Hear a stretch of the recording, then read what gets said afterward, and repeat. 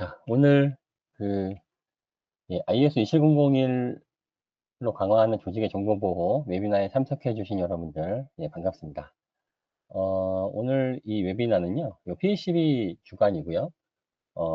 그리고 이제 저는 오늘 발표를 담당하게 되는 DQS 코리아의 김효석이라고 합니다. 반갑습니다. 네, 오늘 그 발표에 앞서서 우선 그 간단하게 그 진행 절차를 좀 말씀드리면요. 제가 이제 발표를 한 50분 정도 드릴 거고요. 그리고 나머지 10분 정도 Q&A 시간이고, 그렇기 때문에 그 제가 발표를 하는 동안에 혹시 궁금한 사항이 있으신 분들은, 이제 화면에 보면 이제 퀘스천이라고 하는 메뉴가 있는데 거기다가 좀 질문을 미리 좀 남겨주시면, 제가 발표 끝나고 Q&A 시간에 그 질문들을 좀 확인을 하면서 답변을 좀 드리도록 하겠습니다. 네. 자, 오늘 그 주제는요, 우리가 이제 그동안 이제 여러분께서 많이 알고 계시는, 정보보호, 분야의 우리 스탠다드이죠. ISO 27001이라고 하는 스탠다드인데, 그 스탠다드가, 이제 우리 그 기업이라든가 조직에 많이 사용되고, 구축되고, 운영되고 있습니다. 그럼에도 불구하고 우리 조직에 좀 적극적으로 적용되는 이제 그런 부분들이 좀 미흡한 부분들이 좀 많이 있다라고 좀 판단이 되는 부분들이 좀 있었거든요. 그래서 이제 오늘 이 시간에는 이제 그런 부분들에 대해서 어떻게 하면 우리가 이 ISO 27001을 우리 조직에 또는 우리 회사의 기관에 좀 실효성 있게 적용할 수 있을까 한번 고민을 해보는 이제 그런 시간으로 보시면 좋을 것 같습니다. 네. 그 지금 다음 페이지 보시면 이제 목차는 이렇게 구성이 되어 있는데요. 우선 이제 요거 들어가기 앞서서 일단 DQS에 대해서 잠깐 좀 소개를 먼저 드리고 진행하도록 하겠습니다. 저희 DQS 코리아 같은 경우는 이제 독일의 본사가 있고요. 이제 우리 코리아 한국 오피스가 있습니다. 그래서 우리 ISO 관련된 다양한 이제 인증, 그 중에서도 특히 이제 오늘은 이제 정보보호 쪽이기 때문에 우리 정보보안 관련된 이런 27001이나 그다음에 27701 우리 개인정보 쪽 그리고 TSAX라든가 VCS 등 여러 가지 정보보안 관련된 인증 심사를 수행하고 있는 기관이라고 보시면 됩니다. 그래서 저희 기관에 대한 정보나 그런 부분들이 필요하신 분들이 계시다면 우리 홈페이지, 우리 DQS 코리아 홈페이지에 들어오셔도 되고요. 또는 저희도 블로그를 운영하고 있기 때문에 그 블로그를 이제 검색해 보시면 나옵니다. 그래서 그 블로그를 찾아 들어오시면 다양한 정보와 그다음에 다양한 어떤 심사에 대한 다양한 정보들을 얻으실 수가 있습니다. 그래서 부담 없이 이제 이 교육이 이 웨비나가 끝나더라도 부담 없이 이제 그런 저희 쪽에 필요한 정보라든가 이런 부분들이 있으신 분들은 그렇게 연락을 주시면 좋을 것 같습니다. 네, 이렇게 이제 DQS에 대한 소개는 간단히 마치고요. 오늘 이제 주제를 좀 말씀을 드리면 일단 아젠다는 이렇게 구성을 했습니다. 처음에 우리 2701에 대한 이제 필요성을 간단히 좀 말씀을 드리고요. 예, 뭐 이 부분은 다 아실 거예요. 우리가 우리 한국에 ISO 27001이 시행된 지가 20년 넘었기 때문에 굉장히 광범위하게 이제 많이 사용되고 있는 이제 그런 스탠다드이면서 또 누구나 대부분의 기업들이 다 알고 있는 이제 그러한 인증이기도 합니다. 그럼에도 불구하고 필요성을 좀 강조를 좀 할 수밖에 없는 이제 그런 부분들이 좀 있고요. 그리고 두 번째는 이런 27001에 대한 내용들을 우리가 기업이나 기관에서 어떻게 하면 이제 실제 우리가 효과를 좀 볼 수 있는 이제 그런 적용 방안이 있을까? 아마 이제 이런 고민들을 많이 하고 계시는 이제 그런 기업들이 많이 있을 거라고 생각을 합니다. 그래서 저는 한 세 가지 정도의 방향에서 좀 말씀을 드리려고 하고요. 일단 보안 운영 성과라고 하는 측면에서 ISMS를 우리가 어떻게 적용을 할까? 그 내용과 그다음에 두 번째는 이제 리스크 평가의 측면에서 실효성 있는 리스크 평가를 어떻게 하면 할 수 있을까? 네, 그런 고민도 있고요. 그리고 이제 세 번째는 ISMS 구현을 할 때 주요 부딪힐 수 있는 이제 그러한 문제점이라든가 그런 내용들에 대해서 한번 다뤄보도록 하겠습니다. 그리고 마지막으로 이제 42001이라고 하는 인증과 연계라고 하는 내용이 있는데요. 이 부분은 최근 이제 인공지능 관련된 서비스들이 많이 나오기 시작했고, 각 기업에서도 그 인공지능 서비스를 이제 다양하게 기존의 우리 비즈니스 모델을 접목을 하는 이제 그런 경우가 많이 생겨나고 있습니다. 특히 올해 같은 경우는 AI 기본법이 시행되면서 이런 AI 서비스에 대한 관심도 많이 생겼고요. 그리고 필요성이라든가 이런 부분들도 예, 많이 예, 있습니다. 그래서 그러한 이제 요 인공지능 관련된 인증이 42001인데 기존에 우리 27001 정보보호 관련된 요 인증과 42001 인증을 이렇게 연계하는 이제 그런 방법을 제가 또 말씀을 예, 드립니다. 예, 그래서 자세한 내용은 이제 뒤쪽에 말씀드리고요. 그리고 마지막으로 27001에 대한 부적합 사례인데 요거는 이제 제가 지금까지 쭉 경험상 봤을 때 그 정보보호 관련돼서 27001의 그런 심사라든가 이제 그런 ISMS 구축 운영하는 이제 그런 과정에서 이제 많이 우리가 좀 놓칠 수 있는 이제 그러한 사례를 몇 가지 예, 좀 담아봤습니다. 네, 그러면 우선 이제 필요성인데요.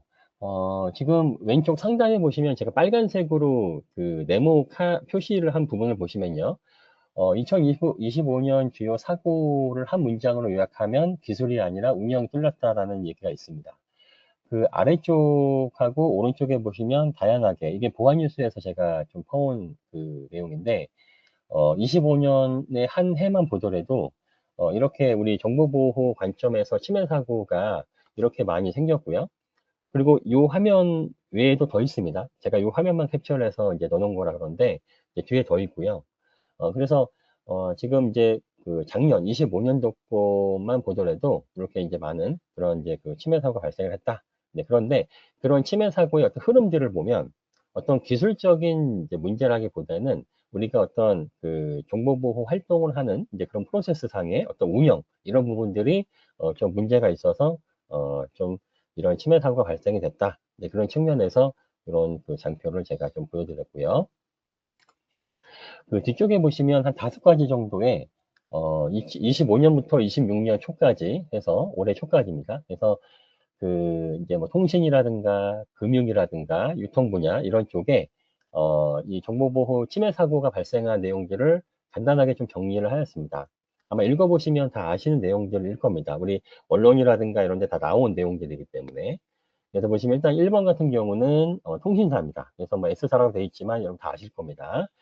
그래서 뭐 우리 K사도 그렇고 S사도 그렇고 그 뭐 우리 이제 유심 정보라든가 그다음에 이제 개인정보, 고객 정보가 유출된 이제 그런 사건이 이제 작년에도 있었고요.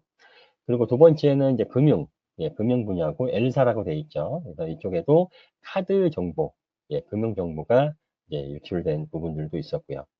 세 번째는 예, 크레덴셜 스토핑이라고 하는 이제 그런 공격인데 요거는 이제 유통 플랫폼, 예, 그런 회사들입니다. 그래서 이것도 마찬가지로 우리가 그 이미 다 알고 있는 기업들입니다. 뭐 G사라든가, 예, 그 다음에 이제 예, O사라든가 이런 데가 있는데 그런 데들이 그 이런 공격을 당해서 뭐 회원 계정 탈취, 그 다음에 이제 포인트 도용 등의 2차 피해가 발생한 이제 그런 사례가 있고요.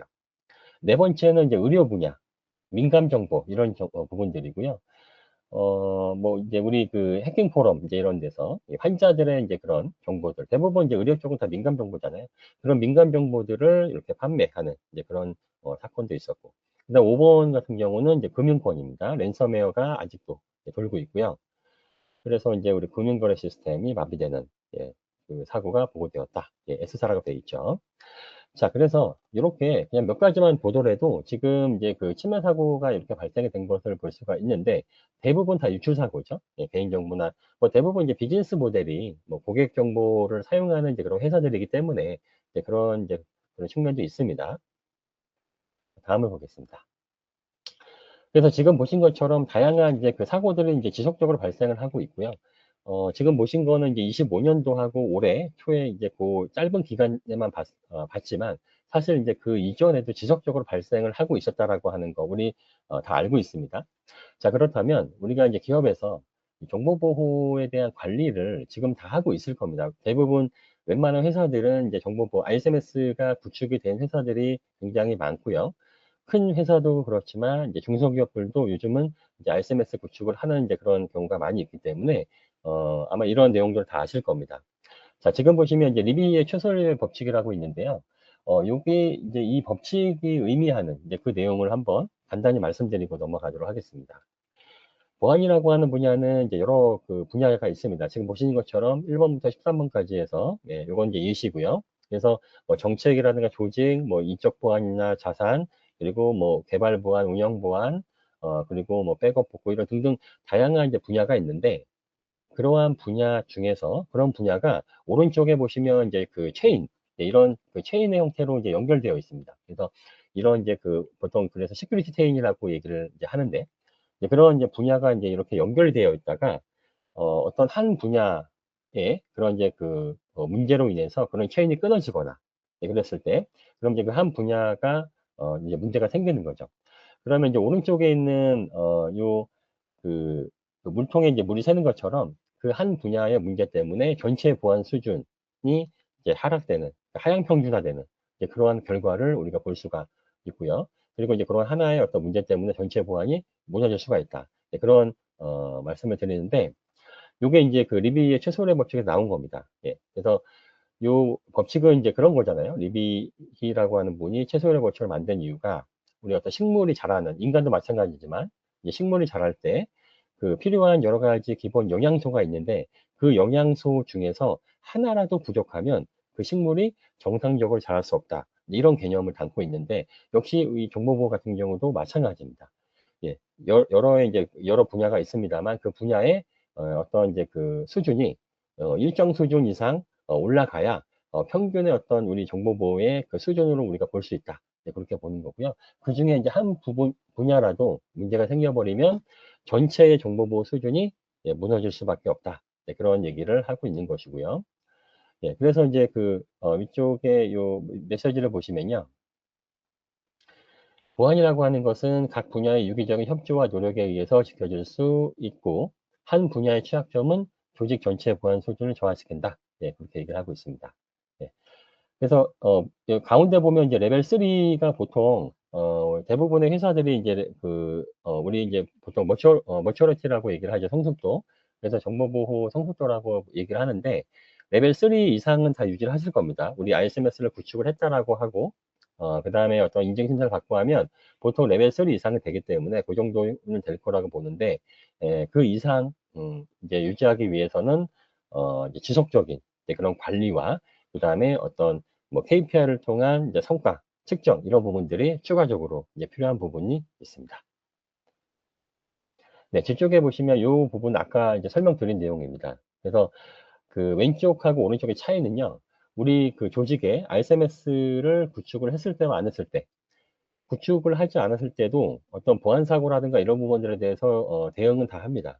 다만 이제 그런 대응들이 이제 산발적이고 단발적이고, 그다음에 각기 떨어져서 대응을 하는 이제 그런 어떤 특징이 있다면, 오른쪽처럼 이제 RSMS가 구축이 되고 운영이 잘 되는 이제 그런 조직들은 유기적으로 지금 이제 보신 것처럼 뭐 조직이나 정책, 문서, 이런 각각의 분야의 어떤 이제 보안 활동들이 유기적으로 인티그리티 돼서 통합돼서 이제 잘 돌아가고 있는 거죠. 그러면 어떤 문제가 생기더라도 재빠르게 대응하고 할 수 있는 이제 그런 어떤 체계가 마련이 되는 것입니다. 그렇게 되면 전반적인 이제 그 정보보호 수준이 향상되는 이제 그런 결과를 우리가 볼 수가 있는 것이고요. 그래서 지속적이고 그다음에 균형적이고 체계적인 대응이 가능하다. 네, 그렇게 말씀을 드릴 수가 있습니다. 네. 자, 오른쪽에, 예, 예, 예, 슈나이어 박사라고 하는 이제 요 분인데요. 예, 사진, 예, 잘 나왔죠? 자, 이 분이 보면 이제 세 가지 정도의 얘기를 했습니다. 일단 보안이라고 하는 것은 제품, 기술이 아니라 프로세스다. 이게 굉장히 중요한 말이거든요. 대부분의 회사들이 지금은 이제 많이 이제 인식이 좀 바뀌었습니다만, 초창기에 우리 정보보호라고 하는 부분을 하는 이제 그런 회사에서의 인식은, 우리 특히 경영진의 인식은 어떤 보안 솔루션이라든가 이런 시스템을 도입을 하게 되면 보안이 완벽하게 되는 것이다라고 생각을 많이 하셨습니다. 뭐 지금도 그렇게 생각을 하는 회사들도 있습니다. 아직까지. 그래서 이제 그런 부분들은 이제 우리가 좀 관점을 좀 바꿀 필요가 있고요. 보안이라고 하는 것은 이제 단순하게 어떤 제품, 기술을 도입해서 끝나는 것이 아니라 프로세스의 지속적인 운영이라고 보시면 됩니다. 우리 앞쪽에서 보셨던 대로 그 시큐리티 체인이라고 하는 부분을 우리가 얼만큼 견고하게 잘 유지하느냐. 그게 중요한 것이고요. 그게 이제 두 번째 얘기입니다. 시큐리티 체인 얘기는요. 그래서 이 시큐리티 체인 영역 중에서 가장 취약한 것이 어디인가. 그 부분을 잘 관리할 필요가 있다라고 하는 것입니다. 그리고 세 번째, 이것도 많이 오해를 하고 계신 부분 중에 하나죠. 완벽한 보안이 없다. 예. 우리가 이제 어떤 회사에서 보면 이제 돈을 투자하고 했을 때, 어떤 이제 시스템을 도입을 하고, 그다음에 인력을 채용하고, 다양한 투자를 했을 때, 그러면 이제 우리 회사는 이제 보안이 완벽하게 된 것이 아니냐, 이렇게 좀 오해를 하실 수가 있는데요. 완벽한 보안이라고 하는 것은, 예, 여러분 다 아시는 대로 없습니다. 예, 그 이유는요. 일단 보안이라고 하는 환경 자체가 대부분 이제 IT 보안이죠. 우리가 하는 그 보안은요. 그 IT 환경도 그렇고 다양한 환경이 지속적으로 변화가 되고 있습니다. 그렇기 때문에 그러한 변화되는 이제 그런 환경 안에서 보안의 수준이 왔다 갔다 하고 있고요. 그 다음에 이제 그런 것들을 잘 관리를 해야 된다라는 측면에서 앞에 이제 그런 시큐리티 체인 이런 부분들 말씀을 드렸던 거고요. 그래서 일단은 완벽한 보안은 없지만 그래도 우리가 어느 정도 할 수 있는 만큼을 최선을 다해서 이 보안 수준을 일정 수준 이상 올릴 필요가 있다라고 하는 이제 그런 개념이라고 보시면 될 것 같습니다.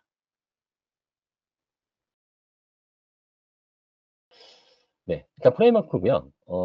그 프레임워크 같은 경우는 뭐 다 아시는 내용일 텐데 그 RSMS의 그 프레임워크 내용의 기본은요. 한 두 가지 정도가 있는데 지금 보시는 것처럼 일단은 데이터 중심의 IPO 모델을 따르고 있고 그 다음에 그 모델을 통해서 PGCA 사이클을 따르고 있습니다. 그래서 PGCA 사이클을 따르고 있다라고 하는 것은 아마 다 아실 겁니다. 하도 이제 다양한 뭐 다른 교육이나 이제 이런 쪽에서 이제 많이 얘기를 했기 때문에 그런데 그 IPO라고 하는 이제 그런 내용들은요, 여기 보시면 그 어떤 인풋, 그러니까 우리 회사의 어떤 정책이나 이런 조직 이런 부분들이 어, 입력이 되고, 그 다음에 이제 그런 기준에 따라서 프로세싱, 우리 그 각각의 부서에서 맡은 역할을 적절하게 이제 수행을 하는 것이죠. 그리고 아웃풋, 그에 따른 이제 그런 결과물이 나오게 되는 것이고요. 네, 그런 개념을 일단 보시면 됩니다. 예. 자, 그래서 이제 그런 것들이, 이제 요 부분을 이제 하나의 사이클이라고 본다면, 이 사이클이 지속적으로, 예, 보통은 이제 우리가 PGC의 사이클이 한 1년 정도를 보잖아요. 그러니까 그 1년 주기로 우리가 PGC에 한 바퀴 돌고, 그 다음에 또 내년에 또 돌고, 이런 식으로 PGC의 사이클을 이제 돌리는 이제 그런, 프레임워크다. 이렇게 보시면 될 것 같고요. 네, 요 그림이 이제 아마 많이 보셨던 그림이죠. 그래서 뭐 인풋, 프로세스, 아웃풋 이런 내용들을 이렇게 설명을 하고 있습니다. 네. 자, 요거는 뭐 다시 이거 넘어가도록 하겠습니다. 네. 일단 여기서 보면 이제 PGCA에서 각각의 중요하게 이제 하는 것들이 있는데요. 일단 플랜 같은 경우에 처음에 보면 이제 대부분 어떤 이제 정보보호 정책이라든가 목적 프로세스 이런 것들을 수립하고 그 다음에 이제 실행 계획을 수립을 하죠. 그 다음에 이제 두에서 이제 실제 수행을 하고요. 그 다음에 체크에서 이제 점검, 예, 그런 이제 어떤 체크, 예, 모니터링 이제 검토 점검을 하고, 그 다음에 이제 우리 경영진에 대한 보고, 예, 경영 검토라고 하는 이제 그런 절차도 여기 2단계에서 진행이 되고, 그 다음에 마지막 액트에서는, 이제 그런 문제점들을 개선하는 이제 그런 단계입니다. 그래서 뒤쪽에 보시면요. 우리가 PGCA 사이클을 알고 있는데 사실 이 PGCA 사이클 각 단계에서 요구하는 이제 그런 요구사항이 어떤 건가 네, 그런 부분들을 아마 세부적으로 보신 적이 거의 없으실 거예요. 그래서 지금 간단하게 좀 설명을 예, 드리겠습니다. 일단 이제 플랜 단계에서는 당연히 어떤 이제 사항을 기준을 이제 말을 한다. 이렇게 보시면 되고요. 그 다음에 이제 우리가 그 PDCA 우리 그 정보보호 활동을 하기 위해서 필요한 그런 리소스 자원들이 있잖아요. 그런 자원들에 대해서 어떻게 분배하고 적용할 것인가. 예, 그런 것들도 역시 2단계에서 이제 계획을 합니다. 그리고 이제 액트 단계, 두 단계에서, 두 단계에서 이제 이런 실제 그런 그 내용들의 기준대로 이제 실제로 이제 이행을 하는 거죠. 여러 가지 우리가 정보보호 활동에 대한 업무, 이제 이런 프로세스에 따라서 이제 이행을 하고, 각각의 이제 그런 단계별로, 어떤 증적들을 남기고요. 예, 로그나 이제 이런 부분을 통해서. 그리고 이제 보고도 하고요. 그 다음에 이제 체크 단계에서는 이제 측정을 합니다. 실제로 이 두 단계에서 했던 내용들이 우리가 기대했던 이제 그런 어떤 계획을 수립했을 때 우리가 생각했던 기대했던 그런 목표치에 근접했는가 이런 부분들을 좀 보고요. 그 다음에 문제점이 나오면 액트 단계에서 이제 개선을 하고, 이제 시정 조치를 합니다. 네. 그리고 그게 다시 플랜으로 갑니다. 예, 그렇게 되면 이제 그 다음 연도에 또 다시 반영이 되도록 그렇게 우리가 설계를 하는 거죠. 그래서 보통 이 PDCA가 이런 사이클을 돌고 있고, 그 우리가 이제 그 기업에서 하고 있는 이제 거의 대부분의 그 정보보호 활동들이 이 PDCA 사이클 안에서 돌아가고 있기 때문에 항상 계획을 수립하고 그리고 이제 실행을 하고 그다음에 어떤 체크를 하고요. 그다음에 시정 조치를 하고 이렇게 진행이 된다. 네, 그렇게 말씀을 드릴 수가 있을 것 같습니다. 네, 지금까지는 27001에 대한 간단한 이제 그런 개념과 그다음에 이제 프레임워크에 대한 이제 기본 컨셉을 좀 설명을 드렸습니다. 그래서 우리가 그 ISO 27001이라고 하는 스탠다드를 바라볼 때, 어떤 각각의 이제 그런 안엑스라든가 이 프레임워크가 있긴 합니다만, 우리가 흔히 얘기하는 이제 그런 통제 항목이죠. 근데 그런 통제 항목 각각을, 세부적으로 이렇게 하나씩 뜯어서 보기보다는 전체적으로 우리가 이 처음에 프로세스의 관점에서 27001, 그러니까 정보보호 업무 활동을 어떻게 해야 되는가. 네, 그런 관점으로 이제 바라보는 게 좀 바람직하다. 이렇게 말씀을 드릴 수가 있을 것 같습니다. 예, 그 다음에 이제, 두 번째 내용이고요. 예, 효과적인 그 실무 적용 방안인데, 요거는 한 세 가지 정도 아까, 말씀을 드린다고 말씀드렸는데요. 일단 첫 번째가 이제 성과 도출입니다. 회사에서 이제 보안 업무를 하는데, 이 성과에 대한 부분들이 좀 중요하죠. 그리고, 그래서 이제 우리 회사에서는 보통, 어, 아래쪽에 보시는 대로 KPI하고, 그 다음에 이제 그 보안 ROI라고 하는 이제 그런 내용들을 우리 회사에서 사용을 하고 있습니다. 그래서 이 보통 이제 그 KPI 설정을 해서 그 각각의 보안 부서라든가 팀이라든가 각각의 이제 그런 부서별로 이제 KPI 설정을 하는 부분도 있을 거예요. 그리고 이제 그런 그 KPI 측정 결과를 토대로 해서 보통 이제 보안 ROI라고 해서 우리가 이제 그 경영진에 보고하기 위해서 우리 보안 성과를 어떤 그 정량적인 수치로 좀 이렇게 나타내는 이제 그런 부분들이 좀 필요하죠. 그 다음에 그런 것들이 맨 마지막에 보시면 세 번째 지속적 개선의 내재화가 중요합니다. 그러니까 지속적으로 우리가 이제 수행을 하는데 그런 것들이 우리 생활 속에, 그러니까 우리 업무 생활 속에 녹아 들어갈 수 있는 이제 그런 부분들이 가장 바람직하거든요. 그게 내재화인데, 자, 요 세 가지의 그 관점에서 이 보안 성과 도출을 할 수 있다. 이제 그런 말씀을 드리는데요. 지적해 볼게요. 그래서 이제 KPI 같은 경우는 보통 이제 그 기업에서 설정을 할때 이제 여기 왼쪽에 보면 첫 번째 내용도 있습니다만 1차원적인 지표를 처음에 이제 많이 합니다. 그런데 이제 첫 번째 이제 첫 해는 이제 그렇다 치더라도 이제 두 번째, 세 번째 좀 이제 시간이 지나게 될수록 그 아래쪽에 예시를 보시면요. 모의 악성메일 훈련을 했을 때 요거 이런 거 매년 하시죠. 열람이라든가 감염률 감소 추이 또는 좀 중요한 이제 취약점 발견했을 때 조치까지의 소요 시간, 뭐 MTDR이라고 하는 이제 그런 어떤 이제 그 개념을 사용을 해서 예, 이제 장애 발생했을 때 복구하는 시간이잖아요. 예, 그거 단축하는 예, 그런 어떤 시간이라든가. 그 다음에 개발 단계에서 이제 보안 결함, 이제 이런 부분들을 사전에 식별을 얼마큼 했느냐, 이런 부분들을 그 추세를 볼 수 있는 이제 그런 어떤 그 KPI의 흐름으로 우리가 좀 고도화를 하는 게 필요할 것 같습니다. 그렇게 되면 나중에 어떤 부분이 가능하게 되냐면 오른쪽에 그 보안 ROI, 보안 ROI를 가시화하기 위한 그런 백데이터가 되게 됩니다. KPI 고도화의 그런 데이터들이. 그렇기 때문에 이제 그런 어떤 정량적인 수치로 보안 이제 ROI 가시화가 되는 이제 그런 백데이터이기 때문에 그런 데이터를 취합하고 통계를 내서 이제 가운데 보시면 이제 가장 좋은 게 이제 뭐 이거 예시인데요. 보안 사고 손실액 ALE를 얼만큼 우리 회사가 경감시켰는가. 이제 그런 것들을 이제 보고할 때 굉장히 좋은 데이터죠. 마찬가지로 앞에 이제 KPI를 통한 이제 그런 결과도 같이 그런 식으로 보고를 하면 좋습니다. 그래서 쉽게 이제 우리 경영진의 이제 그런 보고를 할 때는 그 경영진에서 알아들을 수 있는 이제 그런 언어로 보고를 해야 되거든요. 예, 그래서 대부분의 경영진들은 이 IT 보안을 전공을 하신 분들이 아닐 가능성이 높기 때문에, 예, 물론 이제 IT 회사들이나 이제 이런 그 회사들은 이제 그런 경영진이 IT 보안을 이제 잘 아시는 분들도 계시지만 대부분이 아니죠. 자, 그래서 그런 부분이 필요하고요. 그 다음에 이제 세 번째는 이제 이러한 부분들이 지속적으로 이루어져야 됩니다. 지속적으로 이루어지고 그래서 이제 PDCA 사이클을 돌면서 우리가 어떤 그 문제점을 우리가 좀 찾아내서 적절한 그 시기와 그다음에 이제 비용으로 그 문제점을 이렇게 조치하고 하는 이제 그런 부분이 필요하다. 그래서 결국 우리가 지속적인 개선에서 궁극적인 목적은 이제 여기도 나와 있습니다만 우리 RSMS 운영에 대한 효율성, 효과성을 측정하는 이제 그런 부분의 목적이 있거든요. 예, 그래서 그런 부분들을 우리가 향상시키도록 지속적으로 우리가 내재화 할 필요가 있다. 예, 그런 말씀을 드리고요. 이 두 번째 이제 실무 적용 방안입니다. 그 리스크 평가 관련된 부분인데요.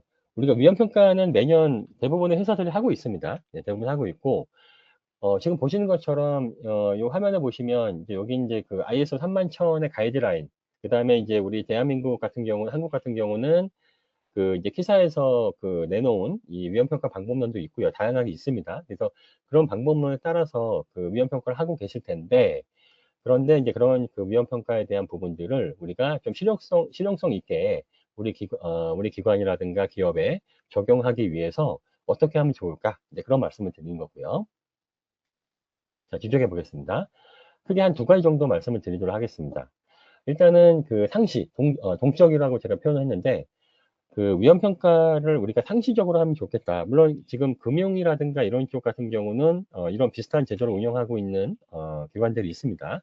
근데 이제 금융 말고 우리 나머지 그 어떤 분야의 회사들도 위험 평가라고 하는 이제 그런 평가가 그 1년에 이제 한 번 정도는 하실 거예요. 보통 이제 ISMS를 운영하시기 때문에. 그런데 그 ISMS 운영하실 때, 그 위험평가 하는 위험평가들은 그 우리가 이제 마치 기계적으로 우리가 숙제를 하듯이 1년에 한 번, 이제 어떤 행사처럼 이제 그렇게 하는 경우가 많은데, 그렇게 하지 말라는 말씀을 드린 거고요. 그리고 일단 위험평가에 대한 이제 컨셉을 좀 변경을, 그러니까 좀 우리가 다시 좀 생각을 해볼 필요가 있을 거예요. 그래서 일단 형식적으로 하지 말고 지금 현재 시점에서 그 이슈가 되고 있는 다양한 그 위험 요소들이 있습니다. 뭐 랜섬웨어나 특히 요즘에 이제 공급망 공격이라든가 이런 다양한 이제 그 문제점들이 생기고 있는데 뭐 해킹 기법이라든가 이런 내용들을 이제 토대로 해서 좀 실제로 그 우리 그 기업에 또는 기관에 그 환경에 맞는 시나리오를 만들어서 이제 리스크 평가를 하는 게 좋다. 예, 근데 이 내용은 다 알고 계실 거예요. 근데 하기가 이제 좀 쉽지 않아서 이제 그런 부분이 있을 텐데, 그렇다면 범위라든가 이런 부분들을 좀, 이렇게, 좀 축소하는 방법도 있고요. 그러니까 우리 그 기업이나 기관의 규모라든가 어떤 대상이라든가 이제 그 다양한 이제 환경에 맞추어서 이 그 위험평가 방법론을 좀 테일러링 할 필요가 있습니다. 네, 그래서 대부분 지금은 이제 그 어떤 뭐 우리 컨설팅 업체라든가 아니면 이미 제시된 이제 방법론을 그대로 하는 경우가 많을 텐데요. 그런 것들을 좀 우리 기업 상황에 맞춰서 좀 적절하게 테일러링 해서 우리 그 위험평가 대상이라든가 범위라든가 기간 방법, 그다음에 인력 뭐 이런 것들을 조금 나누어서 할 수도 있고요. 그러니까 1년에 한 번 하는 이제 그런 부분이지만 어떤 일정 부분 영역을 뭐 분기에 한 번씩 한다라든가 대신 조금씩 할 때 조금씩 하는 거죠. 아마 이렇게 비슷하게 하는 회사도 있을 겁니다. 그러니까 그런 형태가 사실 가장 바람직하다라고 보실 수가 있을 것 같아요. 그리고 이제 그런 평가할 때 그런 시나리오 기반이라든가 이런 부분들도 적용을 하면 좋고요.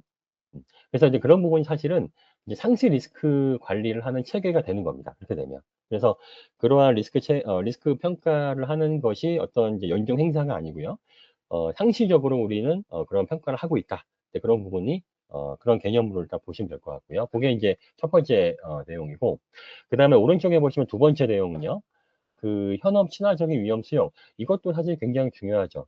그 현업에서 어떤 그 반발, 이제 이런 부분들이 있을 수가 있습니다. 특히나 이제 이 그 보안 통제나 이제 이런 부분들, 위험 평가에 따라서 어떤 통제가 들어갈 때 현업 부서의 어떤 반발 이런 부분들이 당연히 있을 거예요. 그래서 이런 부분들은 현업 부서하고 이제 같이 우리가 좀 고민을 해서 정말 우리가 할 수 있는 방안, 그다음에 통제, 그런 이제 그 수준을 좀 적절하게 마련하는 것이 좀 중요하고요. 그다음에 이제 그런 통제들을 앞에서 말씀드렸던 대로 KPI하고 연계해서 이 KPI에 대한 측정에 대한 기준으로 우리가 좀 삼어 볼 수도 있고요. 네, 그렇게 해서 하게 되면 지속적으로 우리가 보안 관련된 이제 그런 어떤 통제라는 표현보다는 우리가 보안 관리라고 할게요. 예, 그런 보안 관리를 지속적으로 잘 하고 있고, 그 다음에 이제 그런 관리의 결과로 앞에서 말씀드렸던 이제 보안 ROI 이런 부분들이 이제 도출이 되고, 그 다음에 그런 것들을 경영진에 보고되고요. 이런 것들이 계속 지속적으로 이루어지고 내재화되고 하면 당연히 우리 경영진에서도 지속적으로 관심을 가질 수 있을 겁니다. 네, 그래서 이제 그러한 두 가지 정도의 리스크 평가할 때 우리가 그 방향성을 두 가지 정도로 한번 생각을 해보시는 것도 좋은 방안이 아닐까 그렇게 말씀을 드리고요. 네, 그 다음에 이제 세 번째 내용입니다. 세 번째 내용은 우리가 ISMS 구현을 할 때 그 주로 이제 좀 고려해야 되는 사항이다 이렇게 말씀을 드릴 수가 있을 것 같아요. 뭐 다양하게 있습니다만 한 세 가지 정도 말씀을 드리면 일단 이제 1번, 뭐 뒤에 세부적인 내용은 뒤에 있습니다. 여기 뒤에 있는데요. 일단은 그 1번 같은 경우는 각각의 부서별 아레나에 대한 이제 규정이에요. 그래서 아레나를 이제 그 통합을 하는 이제 그럴 필요성 또는 분산을 해야 되는 이제 그럴 필요성도 있을 거예요. 그래서 그런 부분들을 우리가 잘 좀 고민을 해봐야 되고요. 그다음 두 번째는 어차피 이제 보안이라고 하는 부분들이 이제 투자의 그 개념을 많이 갖고 있는 경우가 있고 하기 때문에, 투자를 하기 위해서는, 우리 그 기업 내부에, 리소스의 이제 상황을 좀 봐야 되겠죠. 그래서 선택과 집중. 그래서 리소스가 한정되어 있기 때문에, 이제 그런 예산들을 어디다가 우리가 집중적으로 투자할 거냐. 이제 이런 것도, 이런 고민도, 참 적절하게 할 필요가 있을 것 같고요. 그 다음에 3번 굉장히 중요합니다. 3번 같은 경우는 그 신기술 표준으로 확장 유연성인데, 지금 그 대부분의 회사들이 그 정보보호 같은 경우는 이제 대부분 하고 있고요. 근데 이제 지금, 그 새로운 어떤 기술들이 많이 나오고 있는데 가장 대표적인 게 바로 AI입니다. AI. 그래서, 올해 같은 경우는 특히 이제 앞에도 제가 말씀드렸습니다만 이 AI 서비스가, 이제 이슈가 되고 있고, 대부분의 회사에서 하고 있는 비즈니스 모델이 있고요. 그 비즈니스 모델에다가 AI 서비스를 접목하려는 시도들이 지금 지속적으로 일어나고 있거든요. 그렇기 때문에 그 얘기는 뭐냐면 기존의 정보 보호의 영역이 정보 보호를 해야 되는 영역이 그 AI 서비스가 들어옴으로써 이 AI 서비스 안에 있는 다양한 이제 그런 어떤 체계 이제 이런 부분들도 정보 보호하고 연계가 돼야 된다. 이제 이런 필요성이 있다는 거죠. 네, 그게 이제 3번의 내용이고요. 자, 그래서 이제 뒤쪽에서 말씀을 드리면, 다시 이제 첫 번째, 아까 이제 부서별 아레나, 요건 이제 한번 읽어보시면 돼요. 그래서 이제 여기서 중요한 건 뭐냐면, 내재화입니다, 내재화. 우리 27001에서 요구하는 요구사항들이 있어요. 요게 이제 그 정보보호의 수준을 올리기 위해서 이제 필수적으로 해야 되는 가장 최소한의 요구사항이거든요. 그래서 요것만 있는 게 아니죠, 사실은. 요구사항도 있고, 요 2700 요구사항도 있고, 그 다음에 조금 더 넓게는 우리 컴플라이언스가 있잖아요. 그래서 컴플라이언스도 같이 준수해야 됩니다. 자, 그래서 결국 1번에서 이 아레나 조정 이런 얘기가 왜 나왔냐면 결국 2700에서 요구하는 이제 요구사항들 이런 부분들에 대해서 우리가 보안 업무를 할 때 어떤 우리가 이제 그 의식적으로 하는 것이 아니라 내재화돼서 이 우리가 일상적으로 하는 업무에 이 보안이라고 하는 그런 업무가 녹아 들어갈 수 있게끔 네, 그렇게 하는 것이 목적이다. 네, 그렇게 보시면 되고요. 그리고 두 번째 같은 경우는 아까 말씀드린 대로 리소스입니다. 예, 그래서 일단 이제 단순 반복적인 업무 같은 경우는 우리가 자동화하는 것이 좋고요. 그 다음에 나머지 리소스 부족한 이제 이런 부분들에 대해서 선택과 집중을 할 필요가 있다. 그게 2번이고요. 3번 같은 경우가 이제 그 얘기입니다. 그래서 지금 이제 인공지능 서비스 예를 들었는데 그 인공지능 서비스 관련해서 지금 ISO 쪽에서도 보면 42001이라고 하는 그 인증 스탠다드가 있습니다. 그래서 지금 이제 올해부터는 이제 그 많은 기업들이 이 42001도 관심을 많이 갖고 있는 걸로 알고 있는데, 이 42001을 도입을 할 때 기존에 우리 2700을 운영하고 그다음에 그 인증을 가지고 있는 회사들은 4200이라고 적절하게 어, 연계를 해야 됩니다. 그래서 2700을 할 때 우리가 2700 인증을 우리가 이제 유지하고 할 때 그런 이제 확장할 수 있는 유연성 이런 부분들이 굉장히 중요하다. 예, 그렇게 보시면 됩니다. 예, 그래서 뭐 대부분 ISO 계열의 그 인증 표준들은요, 대부분 같은 그 구성으로 되어 있습니다. 그래서 확장이 용이합니다. 그래서 기존의 이제 27001과 4200 그렇게 연계하기 용이하다. 그 이제 뒤쪽에서 다시 말씀드리도록 하겠습니다. 예, 다음은 이제 데이터에 대한 내용 잠깐 말씀드릴게요. 이제 아무래도 그 기존에 우리가 이제 그 정보 보호를 하는 목적이 데이터 보호 이제 이런 관점으로 좀 갔었거든요. 근데 이제 그동안에 그 데이터가 지금 이제 최근 이제 AI나 이런 서비스가 이제 많이 활성화되고 하면서 그 AI에서 사용하는 학습하고 하는 데이터 이제 그런 부분들도 좀 이슈가 되고 있습니다. 특히나 이제 생성형 AI라든가 이런 부분들 때문에 그래서 그런 AI에 대한 그런 데이터 이제 이런 부분들에 대한 관리 이런 그 중요성도 굉장히 부각이 좀 되고 있고요. 그래서 그 데이터에 대한 그 어떤 거버넌스에서 이제는 AI 거버넌스로 지금 넘어가고 있다. 네, 이미 넘어왔죠. 그래서 이 AI 거버넌스 안에서 그동안 이제 우리가 그 AI 쪽에 학습하는 다양한 데이터, 특히 빅데이터라든가 이제 대부분 이제 개인정보가 포함이 되어 있는 이제 그런 가능성이 높은데 이제 그런 경우에는 또 어떻게 관리할 것인가 네, 이런 고민도 지금 많이 하고 계실 겁니다. 그래서 그 AI 쪽에 대한 이제 거버넌스가 좀 필요하고요. 관리할 수 있는. 예, 다음 페이지 보시면, 요거는 이제 그 과학기술정보통신부에서 데이터 보호 기술 이제 개발 로드맵이라고 해서 이제 그 내놓은 건데요. 데이터 보호하기 위해서. 네, 그래서 뭐 쭉 보시면 여러 가지가 있습니다만, 일단 이 내용에서도 우리가 알 수 있듯이, 각 연도별로 해서 이 각각의 데이터를 어떻게 우리가 잘 보호할 것인가, 그러한 기술들을 개발하고 있다. 네, 그렇게 보시면 될 것 같습니다. 그럼 이제 우리 기업에서도, 이제 AI 거버넌스, 데이터를 포함한 AI 거버넌스를 이제 우리가 확립을 해서 이제 운영을 할 때, 이런 그 정부에서 운영하고 있는 또는 개발하고 있는 이제 이런 기술들을 적절하게 우리가 좀 활용을 할 필요가 예, 있겠죠.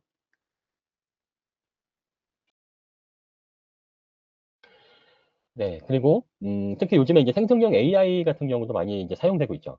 근데 그 생성형 AI 같은 경우는 뭐 지금 왼쪽에 보시는 것처럼 여러 가지 이런 리스크가 있습니다. 그래서 특히나 이제 데이터 학습을 이제 하는 이제 그런 측면이 있기 때문에 많은 양의 데이터를 학습을 하는데 그 안에 대부분 개인정보가 포함되어 있을 가능성이 높다. 이제 그렇게 말씀을 드릴 수가 있고요. 그렇다라고 한다면 오른쪽에 보신 것처럼 이런 부분들을 고려해야 됩니다. 그래서 데이터에 대한 프라이버시나 그다음에 특히 이제 그 학습하는 데이터가 그 온라인 인터넷상에 공개되어 있거나 하는 이제 다양한 수집 경로가 출처가 다양하기 때문에 그러한 수집하는 데이터에 대한 저작권 이런 부분들도 적절한 부분인지 살펴볼 필요가 있습니다. 우리 기업에서. 그래서 지금 이제 요 기업에서 AI 서비스를 이제 운영하는 그 기업 같은 경우는 이 데이터를 관리하는 프로세스라든가 이제 이런 부분들을 이제 수립하고 이제 하기를 그렇게 이제 요구하는 이제 그런 부분이 있거든요. 네, 그래서 이제 그런 데이터에 대한 이제 그런 프로세스 그리고 데이터의 프라이버시 네, 이런 부분들도 우리가 좀 잘 관리를 할 필요가 있습니다. 이런 부분들이 모두 좀 넓게 보면 27001의 그 큰 범위 안에 다 있는 거거든요. 정보보호 쪽이기 때문에. 자, 그 정도 보시면 될 것 같고요. 자, 그래서 제가 아까 말씀드린 대로 4201이라고 하는 우리 그 AI 쪽의 인증과 그다음에 2700이라고 연계 이 부분을 이제 했을 때 어떤 부분이 이제 좋은 점이 있는가 좀 말씀드릴게요. 지금 보신 것처럼 이제 그 42001과 2701은 이렇게 이제 스코업이라든가 그다음에 대상이라든가 이제 이런 여러 가지 그 얘기들이 있습니다. 뭐 대부분 다 비슷한데요. 일단은 이제 리스크 관리 초점, 요 부분 세 번째, 그 리스크 관리 초점에서 일단 20001 같은 경우는 이제 대부분 이제 그 자산 베이스를 많이 보시죠. 그래서 자산에 대한 이제 취약점, 위험, 그다음에 위험이라든가 이런 부분들을 좀 위주로 본다면 요 그 42001 우리 AI 서비스 같은 경우는 그 역시 리스크 관리 초점이 맞춰져 있는 건 맞는데, 근데 이제 요 그 4201 같은 경우는 우리 이제 사회적인 어떤 윤리적인 이슈라든가, 그 다음에 이제 우리 뭐 인간에 대한 기본권에 대한 어떤 침해, 네, 이런 부분들도 같이 보고요. 그 안에는 어떤 편향성이라든가 공정성, 투명성 이런 얘기들이 들어가 있습니다. 그래서 이 부분이 좀 차이점입니다. 그래서 기존의 27001의 어떤 범위에서 플러스 지금 4001까지 보실 때는 이제 지금 말씀드렸던 윤리적인 이슈라든가 그다음에 어떤 공정성, 그다음에 인간의 어떤 기본권, 우리 헌법에서 보장하고 있는 기본권 5가지 정도가 있죠. 최소한 그 정도, 예, 그 정도의 그 어떤 리스크 어떤 이제 문제가 있는가. 네, 그런 부분들도 같이 보도록 되어 있고요. 그리고 이제 아래쪽에 보시면 이제 다양한 이제 그 윤리 가이드라인이라든가, 그 다음에 개인정보 복구, 이런 부분들도 있습니다. 지금 보시는 화면은요, 이 ISO 인증의 규격끼리 서로 이렇게 그, 호환되는 이제 그런 내용을 지금 표현하고 있고요. 그래서 27001을 운영하고 있는 이제 기업들은 42001을 쉽게 연계해서 이제 취득을 할 수가 있다라는 이제 그런 말씀입니다. 일단 이제 핵심 공통점이고요. 그 같은 구조로 되어 있습니다. ISO 인증이기 때문에 27001, 4201 분야만 다를 뿐 같은 구조로 되어 있고, 그리고 이제 둘 다 리스크 기반 접근법을 사용하고 있고요. 다만 이제 세부적인 내용의 범위 이제 다소 차이는 있습니다만, 예, 그리고 아래쪽에 뭐 자산 중심, 이해관계자 이런 부분들을 고려하고 있고, 그 다음에 지속적 개선, 그래서 PGC의 사이클을 돌도록 얘기를 하고 있고요. 그 다음에 이제 차이점도 있습니다. 차이점 중에서 이제 앞서 말씀드린 대로 그 차이점 중에서 아래쪽에 보시면 아래쪽에 한 5번째 통제 쪽에 정보보안 27001 같은 경우는 이제 정보보안 통제, 네, 이런 어떤 개념이 있다라고 한다면 4201 같은 경우는 이 AI 라이프 사이클, AI 서비스를 개발하고 개발하는 이제 그런 시점부터 해서 이제 마지막 사이클, 라이프 사이클 이제 마무리까지 해서 그 각 단계별로 준수해야 되는 이제 그런 이제 내용이 있고요. 특히나 이제 여기에는 편향성 보는 부분, 그 다음에 설명 가능성이라고 하는 우리가 좀 넓게 그 개념을 설명드리면 이제 투명성 안에 들어가는데 그런 그 투명성을 보장할 수 있는 이제 그러한 어, 기능을 좀 구현하도록 그렇게 요구를 하고 있습니다. 그리고 맨 마지막에 보면 영향평가 범위라고 있는데 이것도 굉장히 중요합니다. 우리 2001에서는 이제 보통 이제 그 CIA 관점에서 많이 보고 있죠. 그렇기 때문에 기밀성, 무결성, 가용성의 관점으로 이제 많이 보는데 우리 4101 같은 경우는 우리 사회적인 어떤 다양한 이제 그런 이슈라든가 사회 전반적인 다양한 이슈라든가 그다음에 인권, 복지 등등의 이런 내용을 좀 복합적으로 넓은 의미에서 좀 보고 있습니다. 예, 그래서 이런 차이가 좀 존재한다 이렇게 말씀을 드릴 수가 있을 것 같고요. 네. 그래서 4200이라고 연계했을 때 이제 어떤 그 시너지 효과가 날 수 있다. 이제 그런 말씀까지 드렸고, 이제 지금부터는 이제 부적합 사례가 몇 가지가 나오는데요.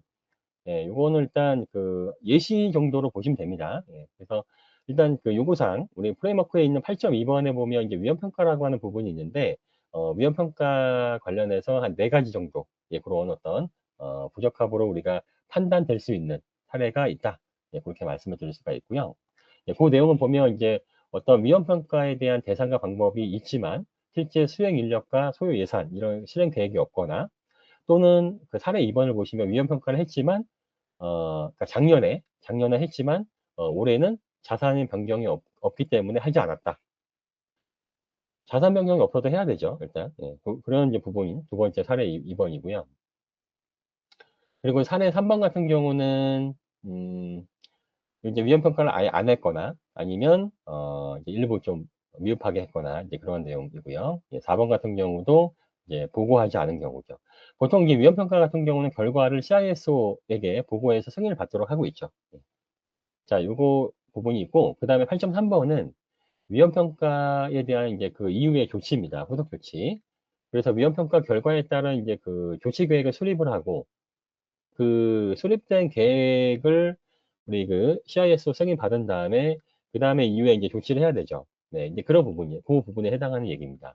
그래서 이행 계획에 대한 그, 미이행, 이런 부분들이 있거나, 그 다음에 위험 수용 이 부분도 많이 우리가 좀 알고 있는데 위험 수용을 어떤 그 별도의 계획이나 공식적으로 위험 수용을 결정하면 안 되겠죠. CISO 승인 이런 부분이 필요하다 말씀을 드리고 그 다음에 이제 사례 4번을 보시면 조치 완료로 되어 있긴 한데 이 조치 계획서 그 안에 근데 실제로 그 조치했던 그 세부적인 증적이라든가 이런 부분들을 확인할 수 없는 경우 또는 실제로 조치했지만 효과성 있도록 조치하지 않은 경우. 그러니까 조치를 하는 방법도 여러 가지가 있잖아요. 근데 그 여러 가지 방법 중에서 가장 그냥 어찌 보면 쉬운 방법으로 한다라든가. 물론 그 쉬운 방법으로 하더라도 효과성이 있으면 괜찮은데, 그렇지 않은 이제 그런 방법으로 한다라든가, 이런 경우도 이제 이런 문제가 될 수가 있고요. 부적합에. 그 다음에 이제 이런 어떤 그 위험 처리 결과도 역시 우리 경영진이나 CISO의 검토가 필요하다. 그렇게 보시면 됩니다. 그 다음에 이제 부속서 관련된 내용이고요. 부속서에 보면 이제 법률, 우리 컴플라이언스 부분이 있습니다. 그래서 여기에서 보면 많이 나오는 부분들이 일단은 그 법에 대한 검토를 하는 부분이 있는가. 그 다음에 그, 뭐, 최근에 올해 같은 경우, 우리 AI 기본법 이제 이런 시행되는 부분들이 있죠. 그 다음에 이제 정보보호 관련된 이제 그런 뭐 왕법이나 개인정보보호법 관련된 이제 개정이 있으면 우리 그런 개정에 따라서 우리 회사 안에 어떤 정보보호 정책서라든가 규정, 지침, 네, 이런 부분들이 좀 개정이 될 필요가 있죠. 그래서 이런 검토가 필요하고요. 그 다음에 그 개인정보에 대한 어떤 그 법도 마찬가지입니다. 개인정보보호법이 요구하는 라이프 사이클 상에 준수해야 되는 사항들. 특히 이제 여기 이제 파기 뭐 이런 얘기가 있죠. 그래서 그런 부분들을 이제 그 준수하지 않았을 경우, 예, 문제가 될 수가 있고, 예, 나머지 마찬가지입니다. 그리고 로그. 예, 이것도 자주 나오는 부분인데, 그, 특히 이제 그 각각의 우리 서버라든가 이런 개인정보 처리 시스템 등등의 이런 시스템들에 대해서 우리 적절하게 이제 로깅을 하고, 그 다음에 그 로그를 잘 보관을 하고요. 그 다음에 이 조금 더 나아가면 이 로그를 우리가 잘 분석을 해서 모니터링하고, 이상행위를 좀 발견할 수 있도록, 관리하거나, 이렇게까지 가잖아요.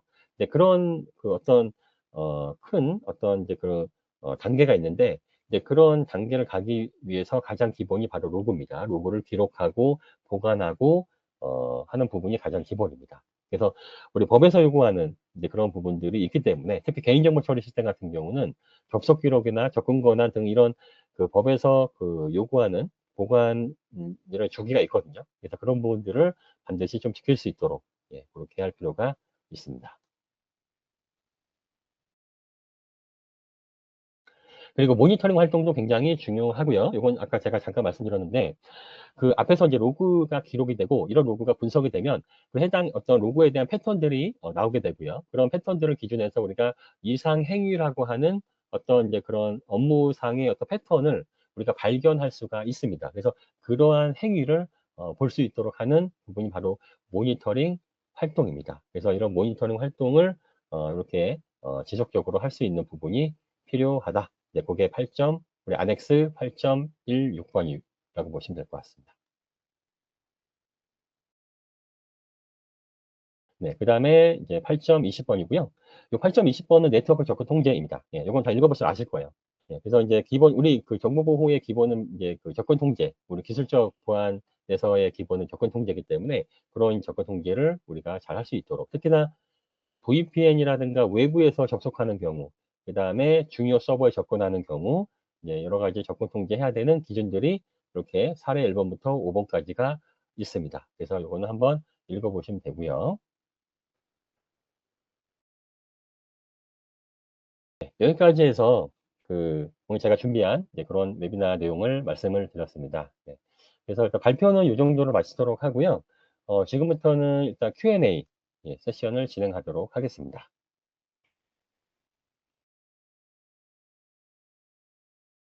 안녕하세요. 저는 PEC의 텔레스 기입니다.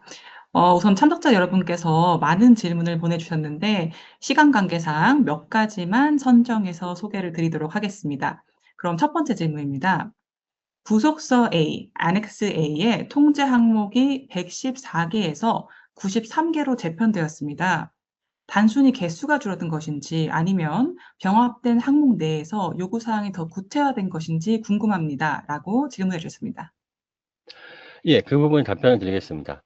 일단 그 표준이 개정되면서 기존의 그 항목들을 중복이 될 만한 것으로 이제 그 통합시킨 것도 있고요.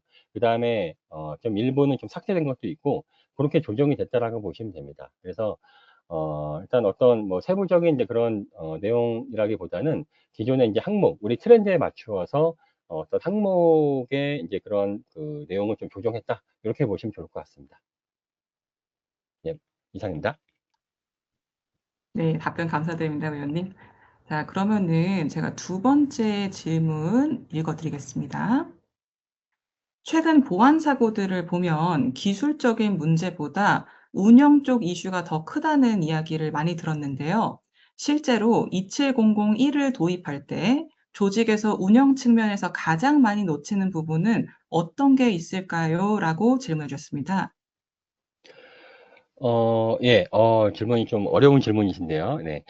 일단 운영적인 측면에서 보면 결국 그 프로세스 상에 어떤 이제 그 통제가 적절하게 적용이 되어 있는가, 이제 이런 부분들을 지속적으로 우리가 관리하는 것을 의미한다고 보시면 됩니다. 그래서 뭐 예를 들면 어떤 기술적인 이제 그런 어떤 시스템을 도입을 하고, 그 다음에 그 시스템을 운영을 하는 이제 그런 과정에서 해야 되는 이제 그런 그 업무들이 이제 주기적으로 있는데, 그런 업무들을 주기적으로 잘 이행될 수 있게끔 PDCA 사이클을 지속적으로 돌릴 수 있게끔 모니터링하고 체크하고 하는 이제 그런 활동들, 이제 이런 부분들이 좀 이루어지고, 그게 이제 내재화돼서 아까 앞에서 말씀드린 대로 내재화돼서 우리가 일상생활에서 이제 어떤 보안 업무가 몸에 이제 익듯이 그렇게 내재화돼서 이제 하면 좋을 것 같아요. 그래서 대부분 이제 그런 업무들은 우리 프로세스 관점에서 그런 어떤 운영상의 이제 그런 일부 통제가 좀 어떤 발견되지 않거나 또는 지속적으로 이루어지지 않거나 이제 할 때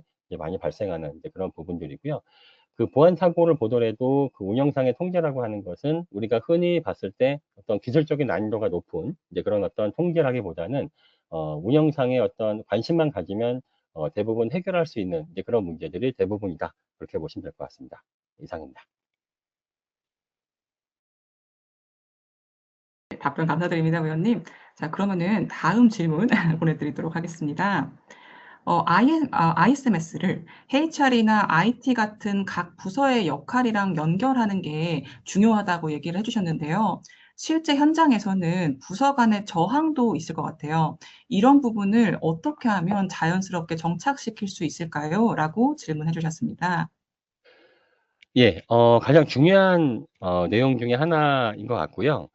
그 각 부서에 일단은 그 보통 이제 보안이라고 하면 어떤 그 통제의 성격을 많이 좀 상상을 많이 하시기 때문에 좀 거부감이 있을 확률이 높습니다. 그래서 일단은 그 부서 간의 어떤 이제 관계를 좀 좋은, 이제 그렇게 관계를 좋게 할 수 있도록 여러 가지 그런 이제 그런 프로그램들을 좀 운영하면 좋을 것 같고요.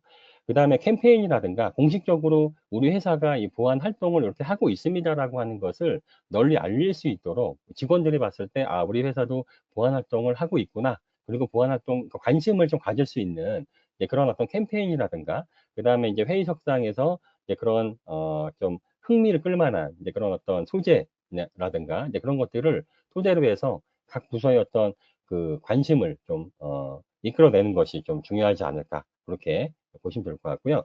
두 번째 중요한 것은 그와 더불어서 그 우리 경영진 쪽을 설득을 해서 경영진으로부터 어떤 보안 통제라든가 이런 부분들이 적용될 수 있는 이제 그런 어떤 그 탑다운 방식의 정책 적용, 이런 부분들도 같이 고민을 해보시는 것이 굉장히 중요하다. 이렇게 말씀드릴 수가 있을 것 같습니다. 이상입니다.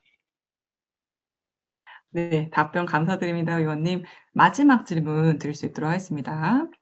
요즘은 42001이나 클라우드 프라이버시 관련 표준까지 이제 같이 고려해야 하는 상황인데요.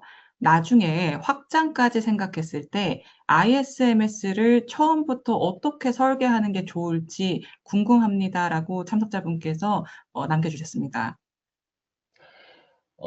예, 일단 설계의 구성 자체는 지금 이제 말씀드린 대로 27001하고 ISMS하고 그다음에 이제 우리 42001 AIMS하고 그다음에 클라우드 이쪽 같은 경우도 같은 이제 ISO 규격이기 때문에 기본적인 프레임워크는 동일하다, 이렇게 보시면 됩니다. 그래서 일단 중요한 것은 우리 교재도 있습니다만 이 27001의 그 프레임워크 앞단에 있는 요구사항들을 우리가 충실하게 이제 구축을 하고, 그다음에 PDCA를 이제 보안 업무를 할 수 있는 그런 체계를 갖출 수 있는 그런 환경을 일단 굉장히 우리가 내재화할 수 있는 이제 그런 환경을 만드는 게 중요하다. 이렇게 말씀을 드릴 수가 있을 것 같고요.